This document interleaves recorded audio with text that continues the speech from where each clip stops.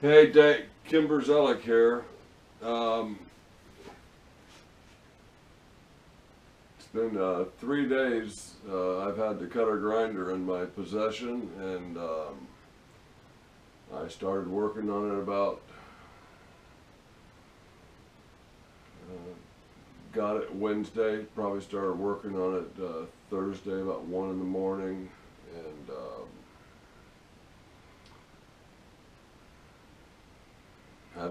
haven't even turned the lathe on, which is, I have a project lined up, engraving on the lathe, but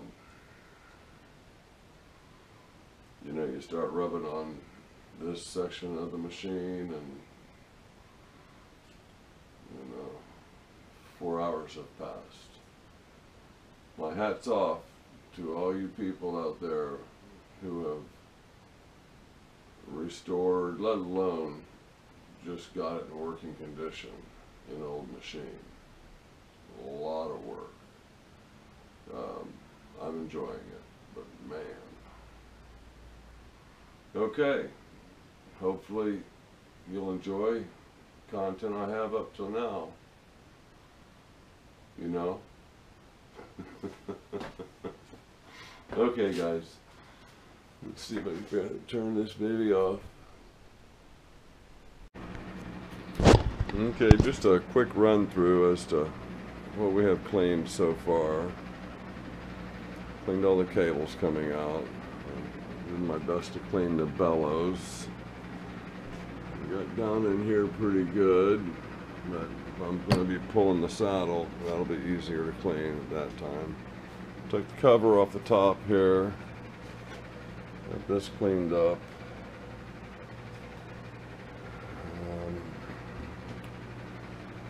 At first I thought this was a starter switch, but that's an oiler.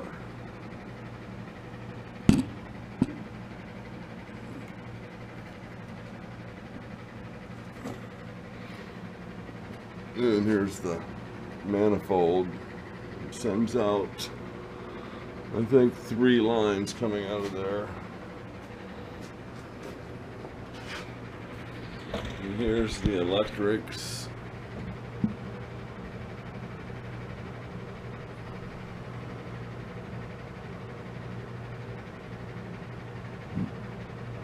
Got all the schematics or whatnot in there. I bought 2 different degreasers. I got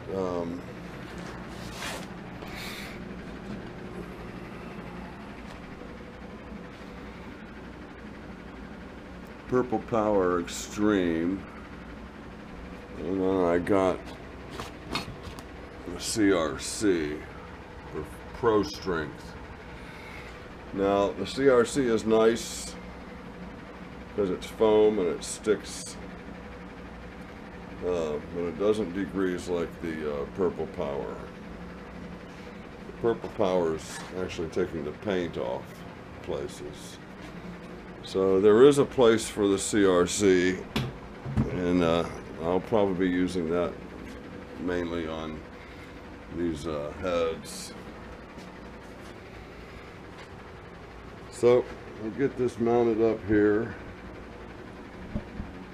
and see what it's going to look like.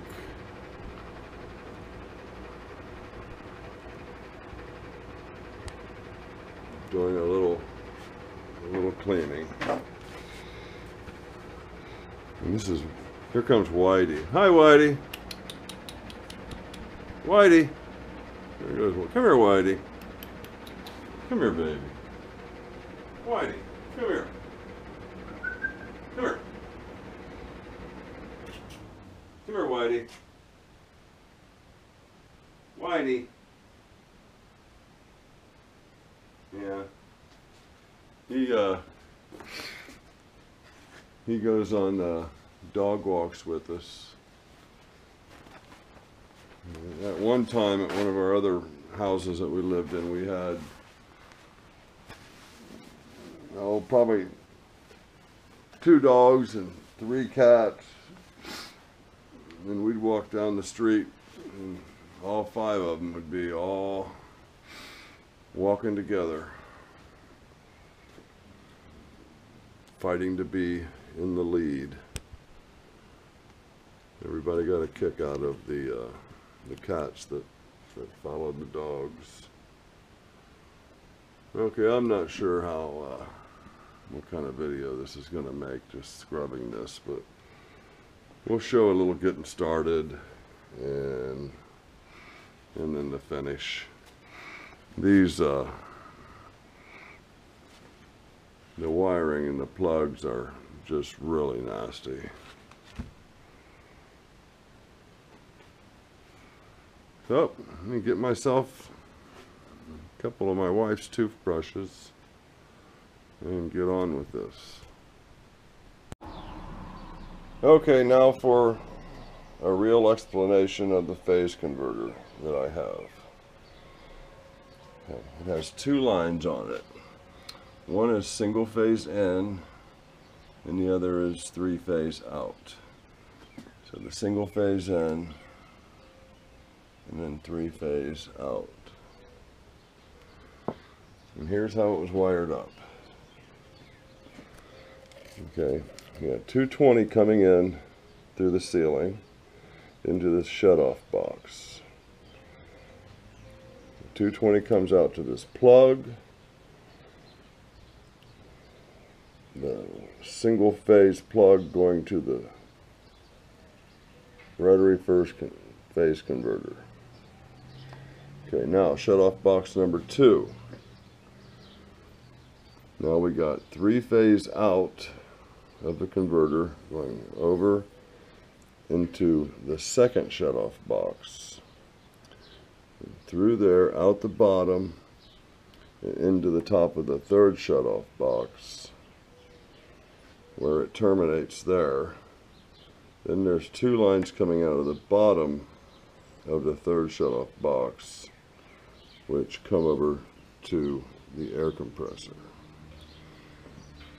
Now, the 2 wires are different looking. I don't know that that means what that means, but there are 2 two-phase pumps on this compressor. So let's just say one of them definitely is the 3-phase. I guess they would both be 3-phase. There's 3 boxes on the back of the compressor. 1 left, 1 right, 1 center. Left and right are individual shut-off switches for each pump. So that doesn't matter too much, I don't think, because we're not going to be running the air compressor. But that's how the 3-phase was wired to the air compressor. 220 into shut-off box number 1, coming out to a plug. Then the phase converter plugs to it, single phase to the phase converter. And then 3-phase out of the converter into number 2 shut-off box, which comes down, it's fused, goes into the top of number 3 shut-off box. At the bottom, the 2 wires go to the air compressor. So, for someone who knows nothing about electricity, that's the best I can explain it. So, there you have it.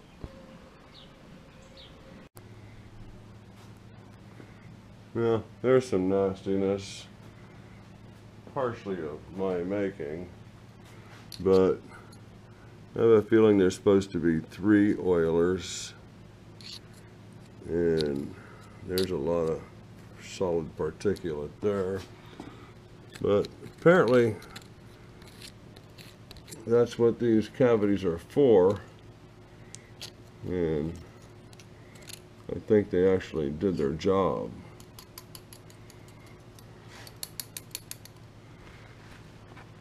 So there's no shims under here. I'm marking where they came from. So got a lot of this cleaned up down in here. It's just soaking. I did grease the bevel gears after I found them, but thought this was noteworthy, particularly this stuff right here.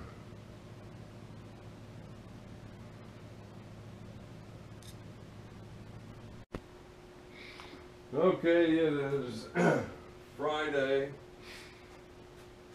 Actually, it's Saturday morning at 2:30 a.m. Gonna call this the end of day 3. And just cleaned up for the day. And these guys you see on YouTube, you know, restoring stuff. Yeah, my hat's off to you, man. I enjoy it, but it is work. I got initial overall cleaning of the machine. The bed weighs just about ready to be put back together. The bed itself needs a lot of attention. So let me pick you up here and show you what I have left, which is everything really. Here's all this here. I'm going to have that, you know, down and maybe painted. This in here is just basic cleanup. There's not very much time involved in that. Okay, the cabinet will be the last thing we do.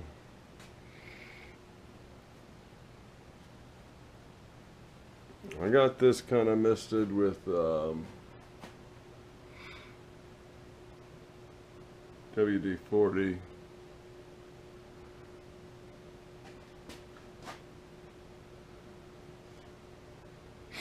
Now this reservoir here, that is oil from the oiler. Should have oil in this one. I see oil on the bottom. I am getting oil on both V-waves for the saddle. So this is all going to this is all going to require quite a bit of cleanup, and I may look into a new bellows. There's really nothing wrong with that, other it's saturated with oil. I am going to pull the electrical cabinet off just so I can get to the back of the cabinet and the casting and get it cleaned up. I got everything down in this hole pretty good. Okay, motorized head, still working on that. I've got some parts cleaned.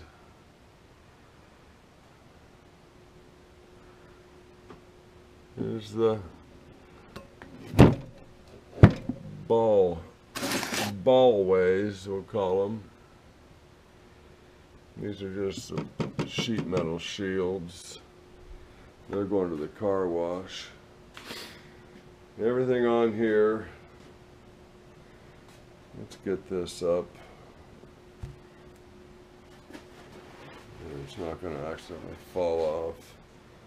But just various guards, ends of the bed. That might go to the car wash.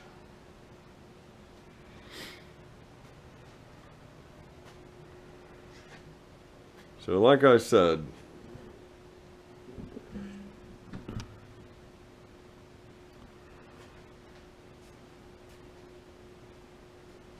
those guys that do this on YouTube, more power to you. You do it well. All right, that's it. I'm gonna go I haven't been on the lathe in 4 days, so I have something I want to do, a little project, a little engraving on the lathe. Well, I probably shouldn't do it tonight.